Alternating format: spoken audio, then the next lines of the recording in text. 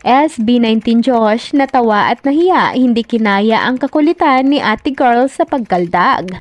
Tuwang-tuwa ngang napakomento na lang ang lahat ng mga netizen sa video na ito ni Josh kung saan makikita itong napaka-cute na tila nahihiya sa isang 18 girl na cute at bibo at masiyahin. Sa umpisa nga ng kanilang video, makikita si ate na lumapit sa kanyang bias upang magpa-picture dito. Ngunit tila bigla lumabas ang kakulitan ni ate girl dahil sa kasiyahan ay napapakaldag na lamang ito.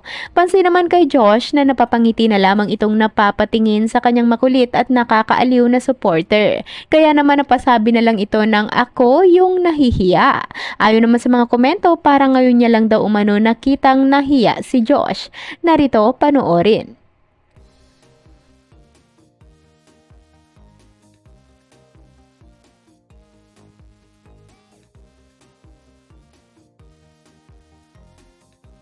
Sa kaldag naman, tingin ka naman dyan.